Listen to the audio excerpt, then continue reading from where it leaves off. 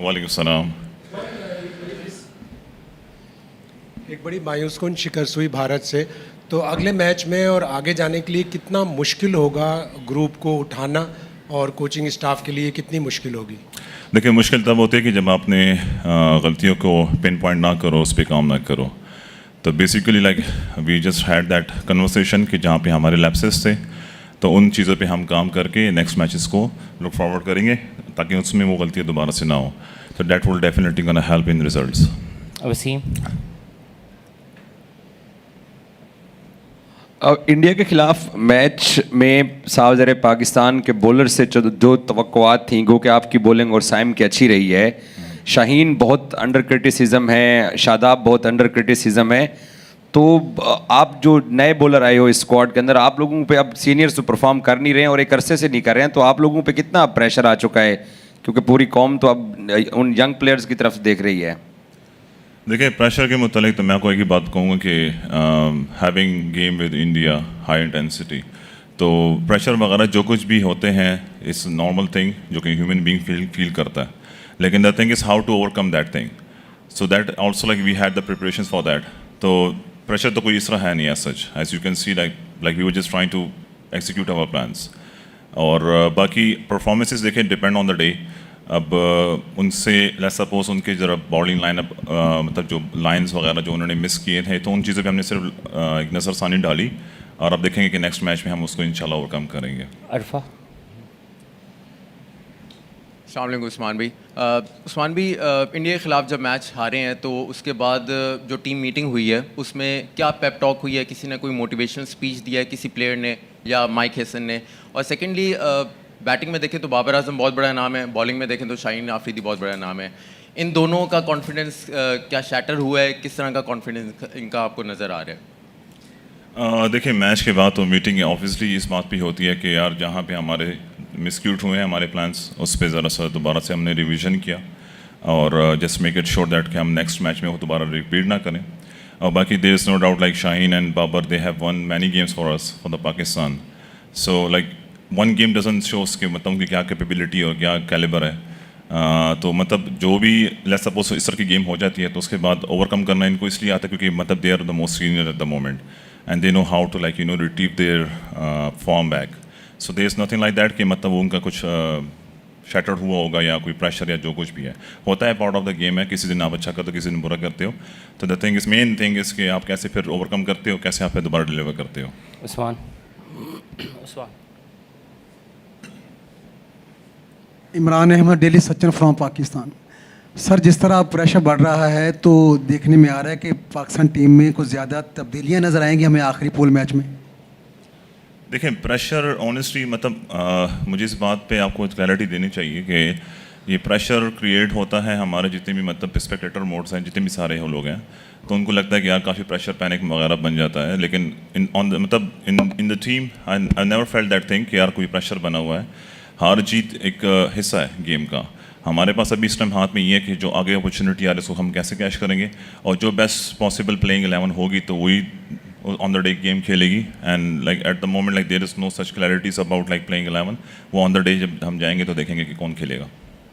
उस्मान भाई, इतनी स्ट्रगल के बाद, इतनी मेहनत के बाद टीम में शामिल होना, फिर उसके बाद से आपकी पूरी टीम का आप पर एतमाद करना, और सिर्फ आपकी टीम एतमाद नहीं कर रही थी बल्कि मुखालिफिन भी आपसे डर रहे थे, तो कैसा लग रहा था? कितना प्रेशर था पिछले मैच में या आइंदा आने वाले मैचों में? एज आई सेड बिफोर कि स्ट्रगल जो वर्ड यूज़ करते हैं हम इसके लिए, तो वो आई गेस स्ट्रगल नहीं है, वो प्रोसेस था जिस फेज से मैं गुजरा। And I think like that process made me to be like the way I am today.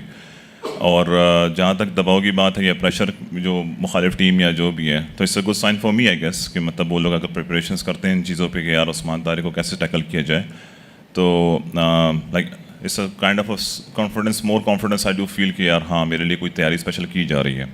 और like I am also like enjoying every moment of it, nothing else. Usman,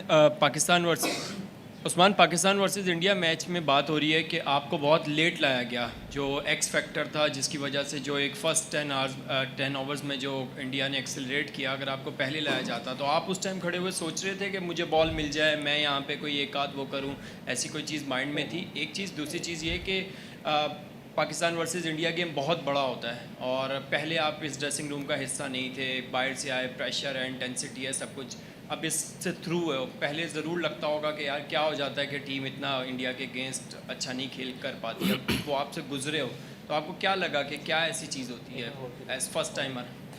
mic Hesson already इसका जवाब दे चुके हुए हैं पहली press conference में ना, कि इनको क्यों बाद में लेके आए थे, और दूसरे का भी ऑलरेडी कर दिए हुए हैं। जुल्करनैन को दे दें प्लीज़। उस्मान, जो हुआ हो गया। अब as a Pakistani, as a player, आपकी क्या ख्वाहिश है पाकिस्तान टीम कहाँ तक पहुँचे, और अगर फाइनल में पहुँचे तो किसके साथ होना चाहिए मुकाबला? नो मैटर कोई भी टीम आए, फाइनल खेलना ही हमारा इस टाइम गोल है और फाइनल जीतना ही हमारा प्राइम गोल है। तो हमारा बस इस टाइम फोकस इस चीज़ पे कि how to like go and play the final and win it for you guys, मतलब हमारे अपने नेशंस के लिए, उनकी खुशी के लिए। हमारे लिए इस टाइम यही सबसे ज़्यादा बड़ा मकसद है। ये नहीं देख रहे कि यार कौन आगे आ रहा है कौन नहीं आ रहा, क्योंकि आपका मकसद जब होता है जीतना तो उसमें ये नहीं होता कि आपके ओपोनेंट कौन है या कौन नहीं है। उस्मान, उस्मान, ये बताएं कि इंडिया पाकिस्तान गेम कितना बड़ा करियर डिफाइनिंग आपके लिए रहा है, क्योंकि पहले आपने एक मैच नहीं खेला था और अब खेलने का जब मौका मिला तो क्या समझते हैं कि इस मैच से ज़्यादा शोहरत आपको मिली है और आप इसी तरह इसको कंटिन्यू करेंगे? जी ऑफ कोर्स, पाकिस्तान इंडिया का जो मैच होता है तो आई गेस हमारे सारे नेशन उसको देखती है, थ्रू आउट द वर्ल्ड लोग काफ़ी देखते हैं, और उसमें एक अपॉर्चुनिटी, मतलब honestly I was feeling this match as an opportunity, a big opportunity कि जहाँ पे मैं बड़ा नाम कमा सकूँ। And I just tried my level best. मुझे पर्सनली ये फील होता है कि I wasn't up to the mark जिस तरह मुझे करना चाहिए था, और लेकिन let's hope like if you just like ever I just get the match again and I would love to do much more better than the game I did in the last game. Usman, सबसे पहले आपकी बात करते हैं। आप पे तो Indian channels ने भरमार कर दी, आपकी डॉक्यूमेंट्रियाँ बनाई, सब कुछ किया, तैयारियाँ भी की गई आपसे रिलेटेड। आप बताएं कि आपका फेवरेट जो है वो रोल मॉडल जिसको आपने देख के क्रिकेट स्टार्ट की हो वो कौन है? और दूसरा, पाकिस्तान टीम में ऑलराउंडर कहा जाता है बहुत ज़्यादा हैं, तो क्या आप नहीं समझते थे कि प्लेइंग 11 जो भारत के ख़िलाफ़ थी उसमें फ़खर जमान या ख्वाजा नाफे में से कोई एक प्रॉपर बैटर होता? देखिए, ये जो प्लेइंग 11 की आप बात कर रहे हो ना कि यार ख्वाजा नाफे होते हैं, फ़खर होता, I guess like that's not my domain. I am just focusing on my bowling and उसके अलावा जो भी प्लेइंग 11 डिसाइड होती है हमारा, तो देखिए एक ही कॉन्सेप्ट होना चाहिए कि जो भी डिसीजन हमारे कैप्टन लेते हैं या सेलेक्टर्स लेते हैं या कोच लेता है, we should back them, because मतलब अगर हम लोग कंट्रोडिक्शन करेंगे तो उससे यहीं से कॉन्फ्लिक्ट स्टार्ट होती है, यहाँ से इशूज स्टार्ट होते हैं। और आपका दूसरा सवाल क्या था? मैंने तो क्रिकेट में मैं दोबारा वापस आया तो धोनी को देख के, क्योंकि मतलब like after watching that thing that the story was quite similar, क्योंकि मैं भी जॉब कर रहा था, वो भी जॉब कर रहा था। सो आई फेल्ट इट कि यार ये भी एक इंसान है जो कि इससे भी एक हिस्ट्री क्रिएट कर दी है, तो मैं भी तो normally like simple human being मैं भी हूँ, तो हो सकता है कि क्या पता कि मैं भी इसी पाथवे पे जा सकूँ, लेकिन उसके लिए मेहनत बहुत ज़्यादा करनी पड़ेगी जिस तरह कि मतलब बाकी सारे ने की है। तो that's the only fact, like I just came to cricket world again just because of MS Dhoni. Usman, आपकी इंटरनेशनल कैरियर अर्ली स्टेजेस पे है और आप अर्ली सक्सेस भी टेस्ट किए हैं। पहले इंडिया मैच के पहले जो टीम्स के खिलाफ आप खेले थे, उसका जो बैट्समैन आपको जैसे काउंटर किया और जैसे खेला आपको, और इंडियन बैट्समैन ने जैसे आपको खेला, उसमें कोई फ़र्क आपको नज़र आए? सर फ़र्क तो ये नज़र आया कि I was like you know feeling at that time कि जिस तरह के तरीके से मतलब मुझे बैटर्स खेल रहे थे इंडियंस, तो they were like quite you know quite focused. वो चाह रहे थे कि हमें उस्मान को विकेट ना दें, तो वो चीज़ उनके जो प्लान्स थे तो वो उस पर रहे, और मैं अपने प्लान्स पे लगा रहा कि कोशिश करूँ कि विकेट हमें मिल सके। लेकिन end of the day I guess like I was on the safe side I guess, क्योंकि मतलब बस विकेट नहीं मिल सके, लेकिन I didn't able to like you know concede that many runs, और जो कि वही टीम को फ़ायदा जाती है कि आप अगर क्रूशल टाइम पे आते हो, डेथ ओवर्स में आते हो, and you just don't concede much more runs as compare to like usually do, तो मतलब फ़ायदा हुआ मुझे भी। उस्मान, शकील खटगेर। अच्छा उस्मान, आपका बॉलिंग एक्शन यूनिक है और ये सबको पता है, कोई ऐसा नहीं था कि इंडिया के खिलाफ मैच से हाइप क्रिएट हुई हो, मगर जब भारतीय हमने देखा कि सूर्य कुमार यादव खुद आपके स्टाइल के अंदर बॉलिंग करवा रहे थे अपने बैटर्स को, तो उस चीज़ का आपको कितना कॉन्फिडेंस मिला? जैसे आपने अभी कहा भी कि उन्होंने आपकी तैयारी की थी और वो आपको विकेट नहीं दे रहे थे, लेकिन साइम ने फिर विकेट ले लिए हैं, तो इस सारे सिनेरियो को जैसे वो आपको कॉपी कर रहे थे, इवन नेट्स के अंदर भी उन्होंने आपकी तरह का एक बॉलर बुलाया हुआ था, तो इन सारे मरहले से आपको कितना कॉन्फिडेंस मिला और इस मैच पर क्या कहेंगे?